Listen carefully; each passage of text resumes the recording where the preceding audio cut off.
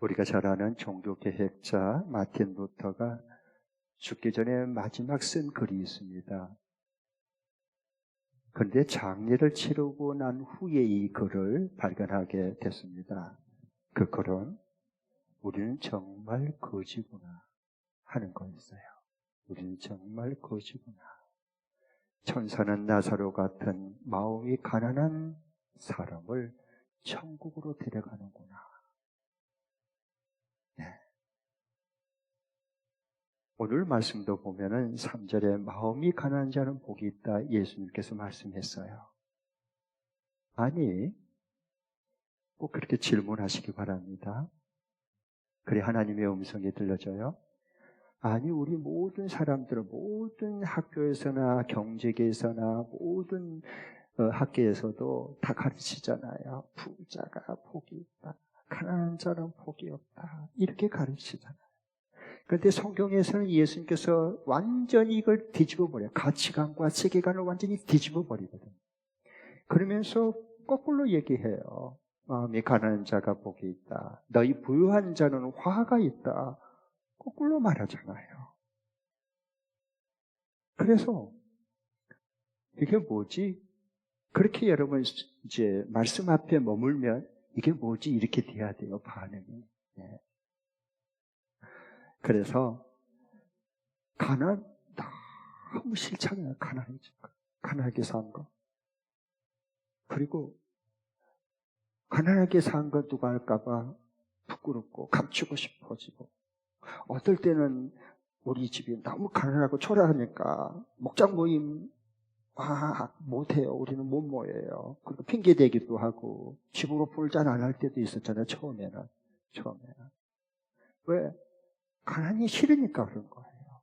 그런데 예수님께서는 가난한 자가 복이 있다 이렇게 말씀하신다는 거예요. 이게 도대체 뭘까? 제가 하나님 말씀을 잘 풀어드리겠습니다. 여기에 가난하단 말은 부토코스의 원문이 헬라어로 부토코스인데, 이것은 상대적인 가난이 아니에요. 빈곤이 아니에요. 절대 빈곤입니다. 자기가 자기 것이라고는 하나도 가진 것이 없는 완전 상거지를 부토코스라고 단어를 쓰는 거예요. 가난하다. 우리의 대부분은 물론 절대 빈곤도 있지만 대부분 상대적인 우리는 가난을 느끼거든요. 그런 가난이 아니에요. 그래서 여기에 보면 이 마음이 가난하다, 심령이 가난하다. 그러니까 경제적으로 돈이 나보다 없어서 가난하다 이게 아니고요. 영적인 가난을 말하는 겁니다. 심령이 가난한, 영이 가난한 사람이라는 거예요. 네. 그래서 가령 성경에 보면 영이 자기의 그 마음이 그냥 가득 자기 의로움으로 율법으로 꽉 차서 배부른 바리새인이 있고요. 아주 영이 가난하고 굶주려 있는 세리가 하루는 두 사람이 성전에 올라가 기도하는 내용이 누가복음 18장에 나옵니다. 그런데 그 배가 부르고 자기 의로움에 가득 차 있는 이 바리새인은 기도할 때 하나님 저는 이것도 했습니다. 저것도 했습니다. 이것도 했습니다. 저것도 했습니다. 계속 하나님 앞에 자랑만 하는 거예요. 그런데 이 세리는 바리새인과는 달리 하나님을 우러러볼 수가 없었어요. 다만 가슴을 치면서 하나님 저에게 자비를 베풀어 주십시오. 하나님 저를 긍휼히 여겨 주십시오. 그리고 목말라하면서 갈망했어요.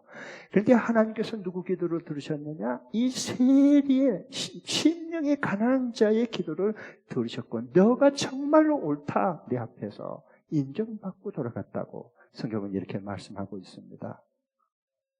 여러분 혹시 최근에 여러분께서 내 믿음을 보니, 내 영적 상태를 보니 완전 거지구나, 큰일 났다, 이렇게 신앙생활하면 안 되는데, 혹시 이런 경험을 해본 적이 있나요? 그 사람은 마음이 가난한 사람입니다. 정말 복 있는 사람입니다. 그래서 성경에도 보면은 거지 얘기가 많이 나와요. 근데 끝이 하나님 다 그들을 복되게 해줬거든요. 거지. 가령 부자와 거지 나사로 얘기 보세요. 부자는 자기 율법의 행위에 배부른 사람이야. 자기 우러움에 꽉 차 있는 사람이야. 지옥불에 떨어졌습니다. 그러나 그 부자의 문 앞에서 얻어먹는 그 거지는, 나사로는요, 하나님의 도우심을 입고 의지했어요. 그래서 아브라함 품에 나곤에 가서 참된 안식을 누렸습니다. 거지 나사로는. 왜? 그 심령이 가난하기 때문에 그래요. 그 다음에 맹인 앞을 보지 못한 거지 바디메오 얘기도 나옵니다. 거지요 거지. 맹인했다가. 그런데 그가 주님께서 눈을 떠서 떠주니까 뭐예요? 예수님을 따라갔어요. 예수님의 참된 제자가 된 거예요. 왜? 하나님 나라를 임했기 때문에. 그 인생의 삶에 이런 사람이 복이 있다는 거예요. 네. 그러니까 여기에 가난한 사람, 나는 완전히 영적으로 거지구나. 그럼 목말라 하는 거예요. 왜? 주님을 찾기에 목말라 하는 거예요. 이 사람이 심령이 가난한 사람, 마음이 가난한 사람입니다. 그러니까 나의 의로움은 하나도 없어요. 오직 하나님만 찾고 의지할 수밖에 없어요. 그리고 하나님 무엇을 주든지 어떤 말씀하든지 그대로 그것을 받아들여요. 그리고 순종해요. 왜? 그 마음이 가난하기 때문에 그래요. 스스로 배불러 있는 사람은, 여러분, 음식을 빵빵하게 배가 고 터질 만큼 버페를 먹고, 버페 가서 그렇게 먹고 있는데 다른 음식을, 맛있는 음식 가져와 보세요. 아우, 나 배불러 못 먹어. 하나도 못 먹습니다. 갈비를 구워도. 왜? 이미 배불러 있어서 그래요. 이미 자기 우러움에 꽉 차 있는 사람은 하나님의 말씀이 한 방울도 못 들어가는 거예요. 왜? 내 의로움에 가득 차 있기 때문에. 그러나 영적인 가난한 자는 내가 거지구나, 내가 굶주리구나, 하나님을 향한 굶주림이 내게 크구나. 그러니까 하나님이 무엇을 줘도, 시장의 반찬이라고 무슨 말씀 하나님 줘도요, 다 감사함으로 내가 받고 순종하고 따르고 인도함 받고 사는 겁니다. 이게 하나님 나라에는 이들의 곳이라는 거예요. 네. 그래서 왜 가난한 자에게 복음이 전개되는가를 이사야 선지자를 통해서 미리 예언을 해준 말씀을 예수님이 성취했잖아요. 이 이사야 선지자는 언제 활동했느냐? 예수님 오시기 전 약 700년 전에 활동하고 예언했던 것을 그대로 예수님 오셔서 이루셨어요. 그러니까 성경의 영원한 하나님의 말씀도 진리입니다. 어떻게 그때 안 믿을 수 있겠어요? 그 700년 전에 예언했던 것이 정확하게 예수님을 통해서 완전히 그 성취가 되는데 그걸 보고도 못 믿는다? 그 안 믿는 게 이상한 사람이지. 안 믿어지는 게. 자, PPT 띄워주시죠. 이사야 61장 1절 다 함께 시작. 주님께서 나에게 기름을 부으시니 주 하나님의 영이 나에게 임하셨다. 주님께서 나를 보내셔서 가난한 사람들에게 기쁜 소식을 전하고 상한 마음을 싸매어주고 포로에게 자유를 선포하고 갇힌 사람에게 석방을 선언하고. 아멘. 그러니까 주님께서 이사야를 통해서 예언한 말씀인데요. 나에게 기름을 부은다. 예수님을 지금 예우실 예수님을 말씀해요. 기름 부음을 받은 자, 메시아, 신약의 그리스도라는 뜻이에요. 그러니까 나에게 기름을 부어서 주님의 영이 내게 임하신 바 됐어요. 그래서 주의 영을 받으면 반드시 주님의 보내심을 받아요. 네. 뭘 위해서 보내받은? 영혼을 구원하고 제자를 세우기 위해서 보내받은 거예요. 우리도 하나님의 영을 받은 사람만이 우리는 이 세상에 보내받은 것으로 살아갑니다. 왜? 죽어가는 영혼을 구원하고 제자를 세워내라고 우리 보내받은 자거든요. 잠시 동안. 네. 하늘나라에서 잠시 보내받고 우리는 또 하늘나라 오라 그러면 돌아가서 보고해야 돼요. 내가 너에게 영혼을 제사하는 거 어떻게 됐니? 네. 하고 그거 하나님 앞에 결산하고 결산한 날이 와요. 네. 그걸 바라보고 산 사람들이 살아있는 그리스도인들이죠. 하늘나라에 속한 사람들이에요. 마찬가지예요. 그걸 가난한 자들에게 복음이 준 거예요. 그런데 여기 가난하다는 말이 원래는 부서진다는 뜻이에요. 자기 영이 부서진 사람. 여러분, 사람은요, 유리컵은 깨지면 이거 갖다 버립니다. 이거 못 씁니다. 아무리 좋은 유리컵도요, 이거 이게 깨져버리면 갖다 버린 겁니다. 하나님은요, 사람이 부서져야 사용할 수 있는 거예요. 부서뜨려서 사용해요. 자기 의와 자기 욕심과 자기 생각이 꽉 찬 사람 아니면 사용할 수가 없어. 사용할 수가 없어요. 자기가 하나님보다 더 어렵고 더 잘났는데 무슨 하나님 앞에 쓰임받아요? 그래서 하나님이 그걸 깨뜨려요. 사도 바울을 깨뜨려요. 모세를 깨뜨려요. 그리고 사용하세요. 복되게. 네. 이 마음이 가난한 사람은 자기 영이 부서진 사람이에요. 네. 그런 영적 결핍이 있어. 그래서 오직 하나님만 찾고 하나님을 갈망해요. 그 영이 하나님을 찾기에 갈망해요. 목말라 해요. 그러니까 하나님이 그 가난한 자들을 통해서 만나주시고 일하시고 하나님 나라를 계속 확장시켜가는 겁니다. 할렐루야. 그러니까 예수님께서는 주의 영이 임했기 때문에 가난한 자 속에서, 심령이 가난한 자 속에서 일하시는 하나님을 보고 계신 거예요. 우리가 그걸 봐야 돼요. 하나님이 영이 임하면 하나님께서 심령이 가난한 자 속에서 일하시는 하나님을 우리가 보는 거예요. 그게 하나님의 일이지. 그때부터 그게 하나님의 일이 되는 거예요. 얼마나 신나요, 예수 믿는 게. 그런데 주님은 왜 이 거지 같은 가난한 자가 복이 있다고 말씀했을까를 말씀드리겠습니다. 우리 거지 될까봐 우리는 난리를 치고 자녀를 이렇게 허리가 휘도록 공부를 시켜서 잘 살게 만들려고 애를 쓰는데, 예수님께서는 이 거지 같은 가난한 자가 왜 복이 있다고 말씀했을까? 왜? 하나님의 하늘나라가 그들의 것이기 때문에 그래요. 네, 여기 오늘 3절에 마음이 가난한 사람이 복이 있다. 하늘나라가 그들의 것이다. 그랬어요. 네. 마음이 가난한 사람, 심령이 가난한 사람만 하나님 나라를 경험하고 살아가는 거예요. 네. 그러니까 하나님이 주신 말씀을 그대로 믿어줘요. 받아들여줘요. 그리고 순종하고 싶어요. 그리고 인도 안 받고 살아요. 아, 하나님 말씀대로 내가 다스림 받고 인도 안 받고 살고 있구나. 그걸 경험하고 체험하는 거예요. 그게 하나님 나라가 너희 가운데 임했다라고 말씀하신 겁니다. 네. 천국은 어디 저 위에 죽어서 가는 곳이 아니에요. 죽을까 봐 겁나잖아. 왜? 천국 안 가고 싶어서. 그런데 그런 천국 어떻게 간다는 거예요? 사람이 다 지어낸 거예요. 하나님 나라는 가는 게 아니라 우리 이 가운데 임하는 겁니다. 예수님을 통해서. 할렐루야. 그런데 왜 이 팔복의 말씀을 하나님께서는 마태를 통해서 기록하게 해서 원독자들에게 있게 했을까? 제가 저자의 의도로 풀어드리겠습니다. 왜냐하면 성경을 너무 많이 우리는 오해하고 왜곡하고 남용하기 때문에 그래요. 성경 그런 책 아니거든요.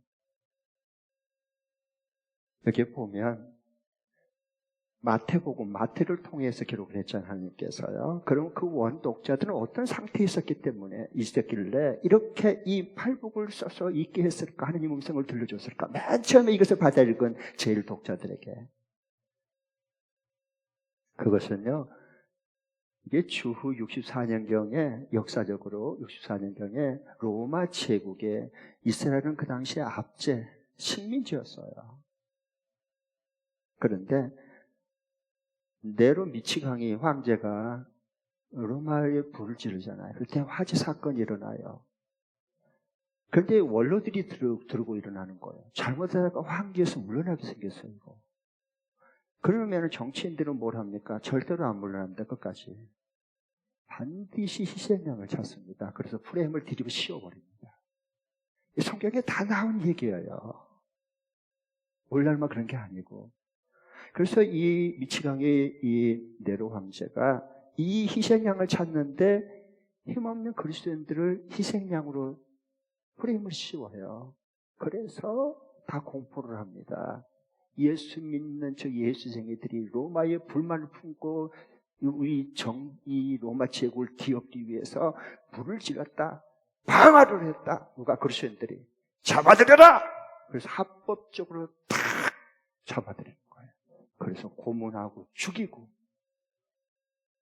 이런 사건이 됐어요. 이런 억울한 일이 어디 있겠습니까? 언제 그리스도인들이 불을 질렀습니까?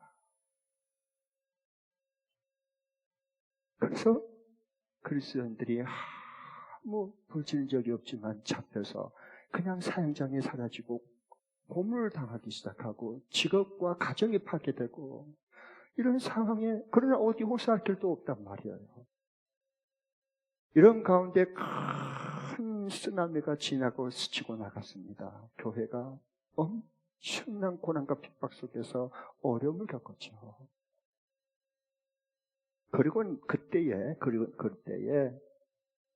기독교인들은 희생양이 돼서 프레임을 뒤집어 쓰임받고 죽었지만 그 피해를 당했지만은 박해를 받았어요. 그러나 유대인들은요 한 명도 박해를 당하지 않았습니다. 편안했습니다. 그걸 유대인으로서 예수님을 나중에 믿고 영접한 유대인 그리스도인들이 그걸 다 자기 동족 유대교인들을 보고 있습니다. 그들을 하나도 피해도 고난도 환난도 당하지 않았습니다. 그리스도인들이 얼마나 처참하게 억울하게 그 고통과 박해와 핍박을 받는가를 그들은 피부로 느꼈습니다. 그러니까 네로가 죽은 다음에 또 다른 큰 환란이 일어날 것이 예측이 됐습니다. 심상치 않습니다. 그러니까 유대인으로서 예수 믿는 그리스도인들이 믿음이 뿌리쳐 흔들리기 시작했습니다. 지난날에 이렇게 겨우 견뎌서 핍박을 이겨냈는데 또다시 닥쳐오면 어떻게 될 건가? 너무 무서운 거예요. 너무 두려운 거예요. 너무 불안한 거예요. 그러니까 어떻게 했을까요? 그냥 예수 안 믿고 버리고 다시 옛날 유대교로 돌아가야 되겠다. 여러분 그런 생각 안 할 사람이 가운데 어디 있어요? 그렇죠? 그래서 이때의 1세기의 그리스도인들이 뿌리채 믿음이 흔들리기 시작했습니다. 굳이 예수님 꼭 이러면서 이런 고난을 당하면서 피해를 당하면서 예수 믿을 필요가 뭐 있어? 나 유대교로 돌아갈래. 그래 나도 돌아갈라 그랬는데 그래서 이 예수님을 버리고 배척하고 유대교로 다시 옛 종교로 돌아가기 시작했습니다. 상상을 해보세요. 이게 현실이에요. 교회의 현실이에요. 그리스도인들의. 그때 하나님께서는 마태에게 성령의 감동을 부어주셔서 너는 이것을 써라. 마태복음 이걸 써. 팔복을 써서 저들에게 믿음이 흔들리는 저들에게 이걸 써서 하나님 말씀을 읽게 해라.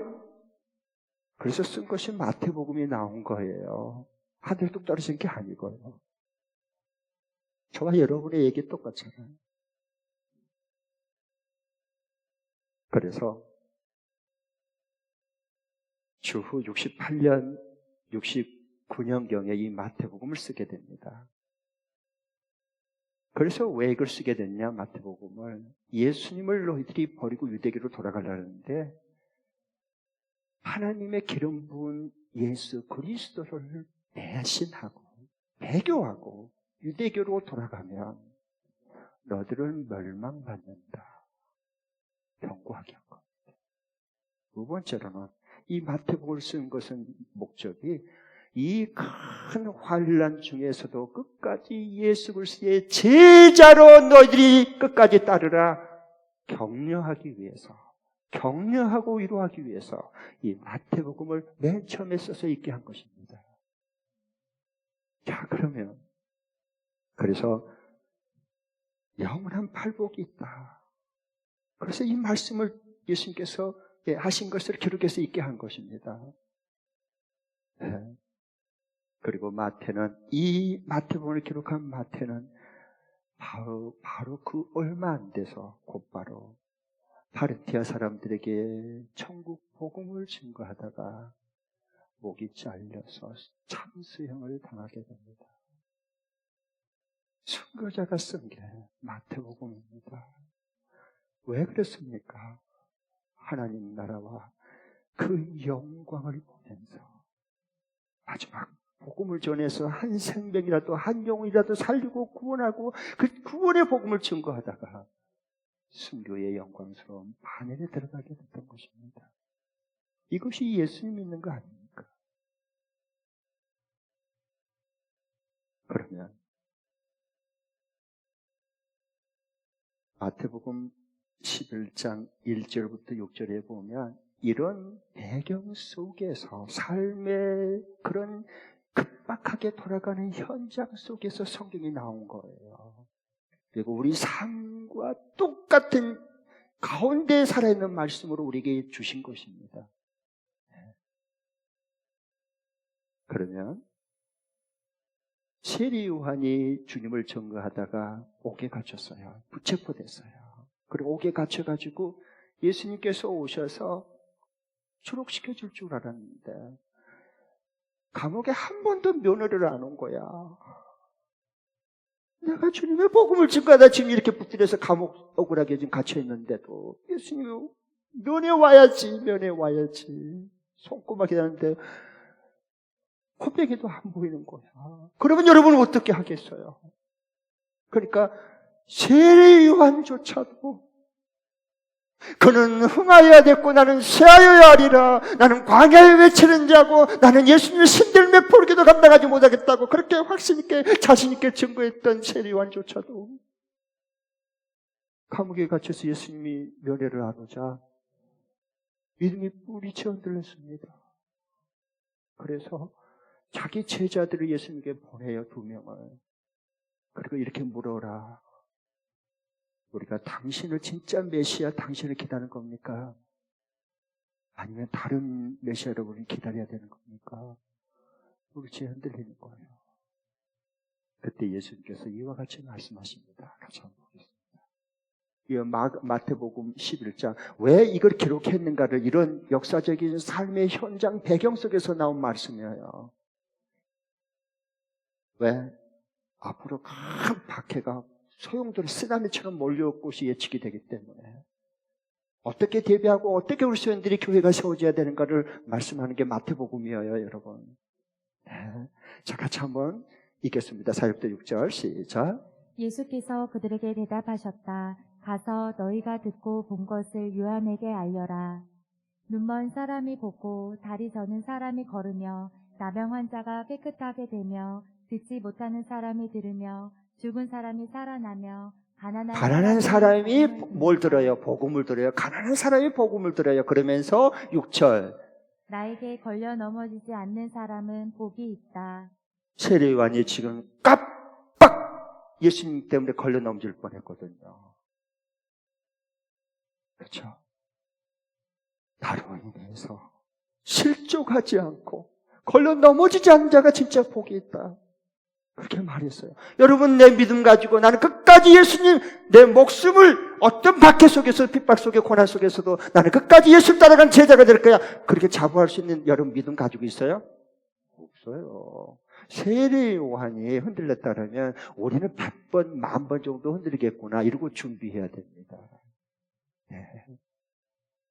별 수 없어요. 별 수 없어요. 하나님 지켜주지 않으면 아무것도 우리 자신을 지킬 수가 없어요. 우리 한 날도 우리가 알지 못합니다. 그래요. 그래서 나로 하여금 실족하지 않는 자가 복이 있다. 가난한 자에게 복음이 증거된다. 그렇죠?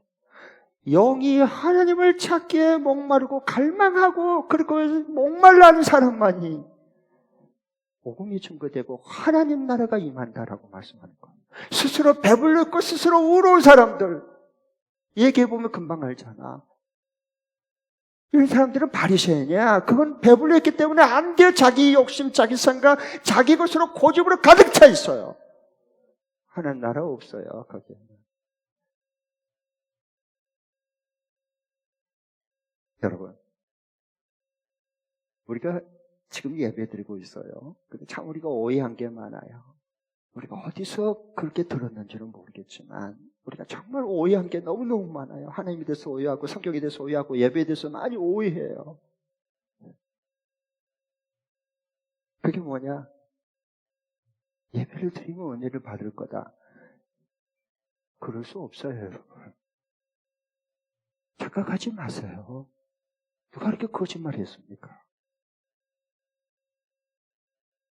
아무 준비도 없이 내 영이 가난한 심령이 돼서 하나님을 찾고 하나님을 만나지 않으면 나는 일주간을 땡칩니다. 쓰러집니다. 하나님, 나는 아무것도 할 수 없습니다. 이런 목마름이 있나요? 그럼 갈망하는 마음을 하나님 앞에 찾고 먼저 기도해야지. 10분이라도 미리 와가지고 본당에 앉아서 하나님 앞에 예배드린다면 정말 그런 목마름 갈망하는 마음으로 하나님이 정말 나를 만나주지 않고 하나님과 함께 하지 않는다면 나는 일주일 동안 정말 공치입니다. 나는 그런 인생이요. 나는 거지와 같습니다. 그런 주님을 만나기 위해서 목마름이 있어야지. 그 아무것도 없이 그냥 몇 분 늦게 들어오고 그래가지고 예배 참여했으니까 은혜가 될 거다. 은혜 못 받아요, 여러분. 그런 은혜는 없습니다. 그런 싸구려 은혜는.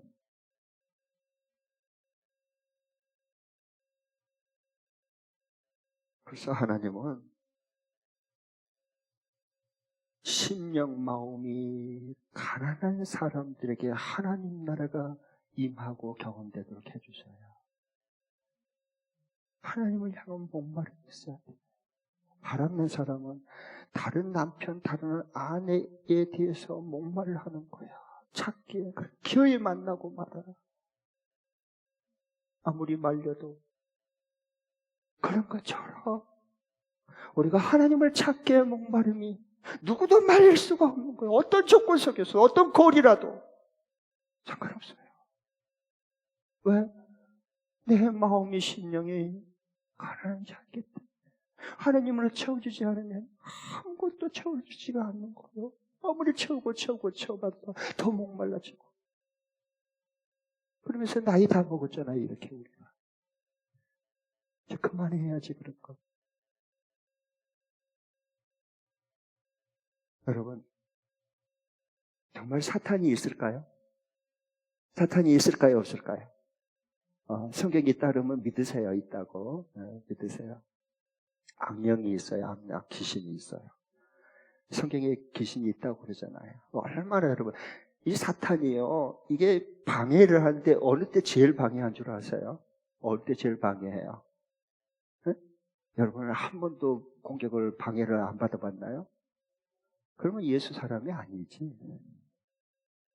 그냥 세상 사람이 종교에는 공격할 필요 없어요. 내 새끼인데 뭐하러 공격을 방해를 해요.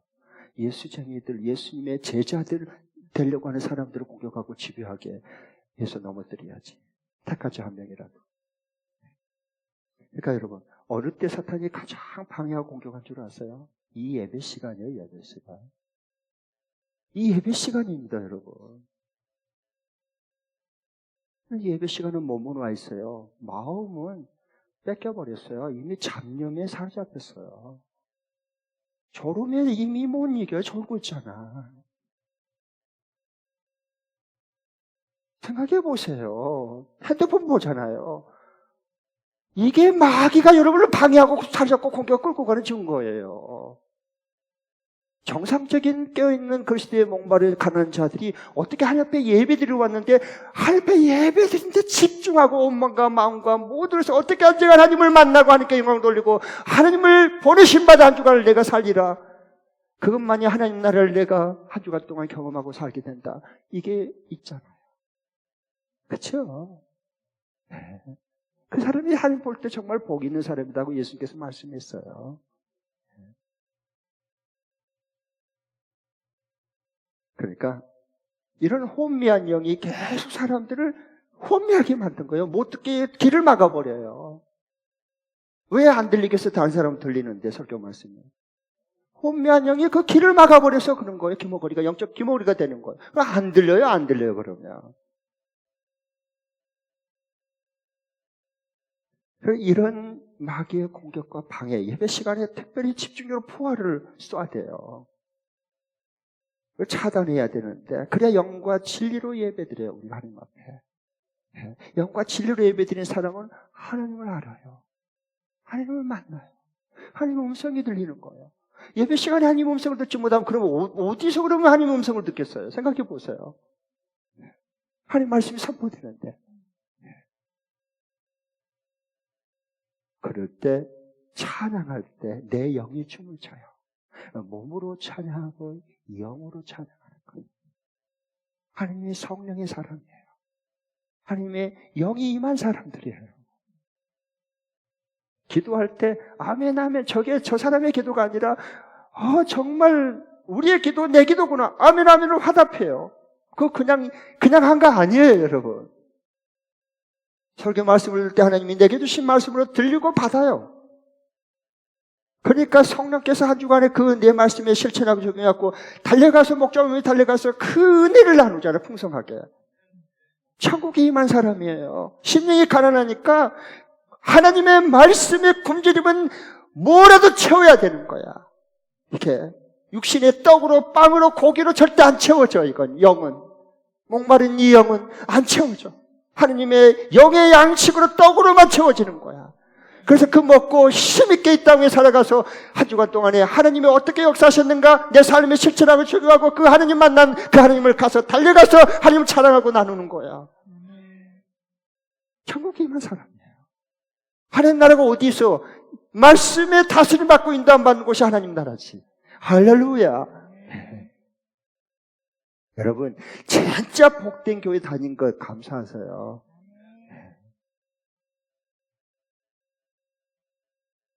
그러면서 예수님 닮아가는 제자가 되어가는 겁니다. 자, 그러면 한 주간 동안에 내 가난한 이 마음으로 천국을 살아가려면 어떻게 해야 될까? 적용할 말씀 드리겠습니다. PPT 한번 띄워주시죠. 2번 읽도록 하겠습니다. 이번 주간에 내가 매일 이 말씀 실천, 적용, 순종하면서 살아갈 수 있도록 해드리겠습니다. 시작. 나의 모든 선택과 분별과 결정하는 데 최종 기준은 내 감정, 옳은 전통, 내 경험이 아니라 하나님의 말씀인 성경대로 믿고 그대로 순종한다. 시작. 나의 모든 선택과 분별과 결정하는 데 최종 기준은 내 감정, 옳은 전통, 내 경험이 아니라 하나님의 말씀인 성경대로 믿고 그대로 순종한다. 네. 우리가 왜 하나님 나라 이 가난한 심령이 안 되느냐 하면 우리 스스로 배불러 있어요. 나는 오라, 의로움으로 꽉 차 있어요. 자기 세상 지식으로 꽉 차 있어요. 잘못된 지식. 네. 그러니까 어떤 것을 결정할 때, 분별할 때 내 속에 꽉 찬 걸로 우리는 하거든요. 그런데 내 감정을 따라가 버려요. 하나님 말씀 이거 보고 소용없어. 그냥 내 감정을 하기 싫으면 안 하고 하고 싶으면 하고 그냥 감정 따라가 버려요. 만년 어린아이 신앙에서 못 벗어납니다. 그리고 지금까지 해온 오랜 전통을 따라가는 거야. 아니요.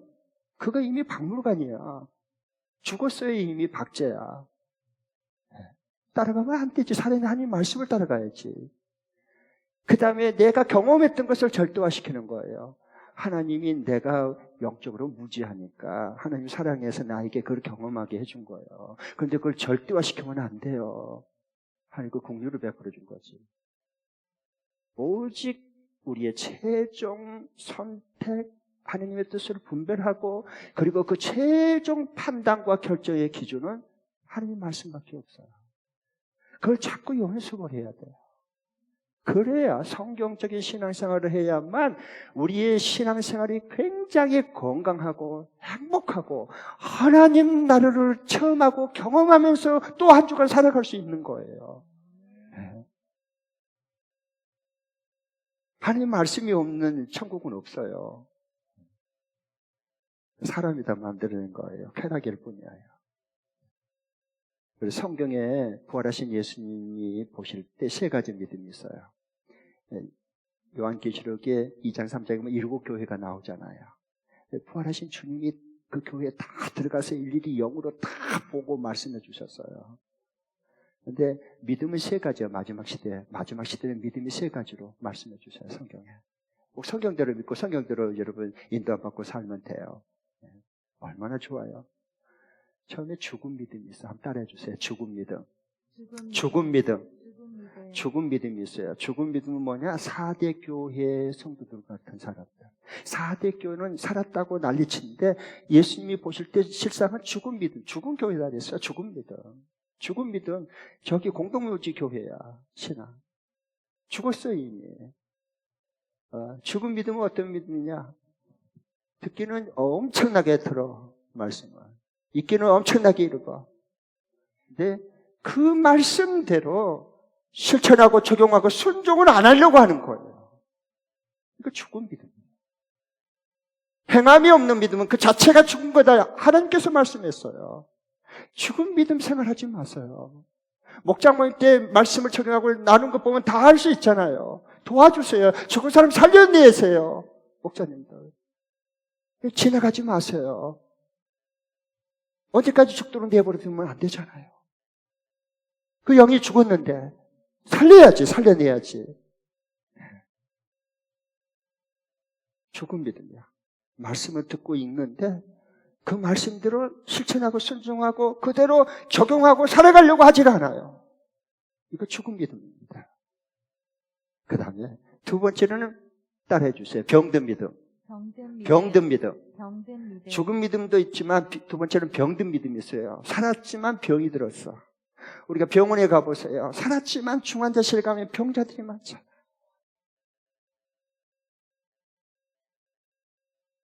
병든 믿음. 에베소 교회 같은 교회, 에베소 교회. 에베소 교회는 어떤 교회냐? 처음에는 어마어마하게 신앙생활 불이 붙었어. 그런데 어느 순간에 나중에 보니까 처음 사랑을 잃어버렸어. 하나님 사랑, 이웃 사랑인데 하나님 첫째 사랑을 잃어버렸어. 병든 믿음이야. 오늘날 우리로 말하면은 예배는 드려, 그러나 하나님을 사랑하는 마음 없이 드려. 하나님의 일은 해요, 사역은 해요. 그러나 하나님을 불붙게 사랑하는, 불타는 사랑하는 건 이미 불이 꺼졌어. 식어버렸어. 그런데 해야 되니까 하는 거예요. 이게 병든 믿음이에요. 처음 사랑해요. 그러나 세 번째 믿음은 뭐냐? 한번 따라해 주세요. 산믿음. 산믿음이 있어. 이건 서문학교회 같은 교회야. 마지막 때가 되면 이렇게 다 드러날 거다. 교회마다 그리스도인마다 다 이렇게 될 거다라고 세 가지로 딱 갈라질 거다라고 미리 하나님께서 말씀해 주신 거예요. 왜? 준비하고 깨어있으라고. 서문학교회 같은 경우에요. 죽도록 충성해요. 마지막 하나님 내게 어떤 걸 맡기면 죽도록 충성해요. 죽을까봐 도망쳐버리고 내팽개치고 어디 가버리고 이런 게 아니야. 살아있는 믿음이에요. 그래서 이 살아있는 믿음은 나도 살고 남도 살리는 그런 믿음이에요. 주님 함께하고 성령으로 실제적으로 그걸 함께하는 귀한 동역하는 사람들이에요. 하나님 성령으로 한 사람, 진리로 한 사람들. 이런 사람들은 마음이, 심령이 언제나 하나님을 향하여 가난한 심령을 가졌어요. 하나님이 채워주지 않으면 채울 수 없다는 걸 알아요. 하나님이 도와주지 않으면 내가 할 수 없다는 걸 너무 뼈저리게 잘 알고 고백해요. 그렇기 때문에 하나님 앞에 늘 겸손하는 거예요. 하나님은 겸손한 자에게 은혜를 부어주셔요. 스스로 배부른 부자, 이 자기 생각으로 꽉 차있는, 의로움 꽉 차있는 부자는 교만한 자는 하나님이 갖다 버린다 그랬습니다. 하나님, 정말 오늘 내가 주님을 향한 마음이 가난한 목마름이 회복되게 하옵소서. 한 주간도 이런 축복이 함께 할 수 있기를 바랍니다. 기도하겠습니다.